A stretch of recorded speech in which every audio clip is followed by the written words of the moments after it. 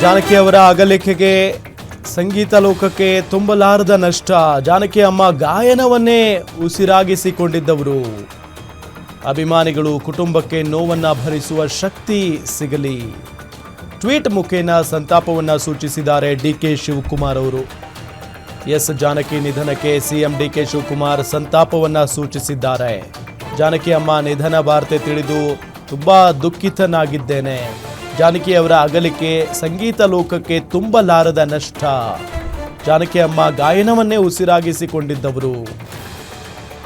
ಅಭಿಮಾನಿಗಳು ಕುಟುಂಬಕ್ಕೆ ನೋವನ್ನ ಭರಿಸುವ ಶಕ್ತಿ ಸಿಗಲಿ ಅನ್ನೋ ನಿಟ್ಟಿನಲ್ಲಿ ಟ್ವೀಟ್ನ ಮೂಲಕ ಸಂತಾಪವನ್ನು ಸೂಚಿಸಿದ್ದಾರೆ ಸಿಎಂ ಡಿಕೆ ಶಿವಕುಮಾರ್ ಅವರು.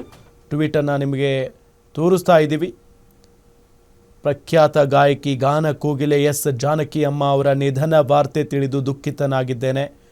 17 ಭಾಷೆಗಳಲ್ಲಿ ತಮ್ಮ ಇಂಪಾದ ಕಂಠದ ಮೂಲಕ ಸಾವಿರಾರು ಹಾಡುಗಳನ್ನು ಹಾಡಿದ ಅವರ ಅಗಲಿಕೆ ಸಂಗೀತ ಲೋಕಕ್ಕೆ ತುಂಬಲಾರದ ನಷ್ಟ. ಗಾಯನವನ್ನೇ ಉಸಿರಾಗಿಸಿಕೊಂಡಿದ್ದ ಜಾನಕಮ್ಮನವರು ಅವರ ಹಾಡುಗಳ ಮುಖೇನ ಸದಾ ಸಂಗೀತ ಪ್ರಿಯರ ಮನಸ್ಸಿನಲ್ಲಿ ಹಸಿರಾಗಿರುತ್ತಾರೆ. ಅವರ ಅಸಂಖ್ಯಾತ ಅಭಿಮಾನಿಗಳು, ಆಪ್ತರು, ಕುಟುಂಬ ವರ್ಗಕ್ಕೆ ಈ ನೋವನ್ನು ಭರಿಸುವ ಶಕ್ತಿಯನ್ನು ದೇವರು ನೀಡಲಿ.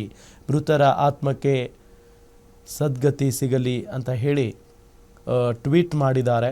ನೋಡಿ, ಇಲ್ಲಿ ಮೇಲ್ಗಡೆ ಹಾಡು ನಿಲ್ಲಿಸಿದ ಕೋಗಿಲೆ ಅಂತ ಹೇಳಿ ಟ್ವೀಟ್ ಮಾಡಿರೋದು ಸಿಎಂ ಡಿ ಕೆ ಶಿವಕುಮಾರ್ ಅವರು.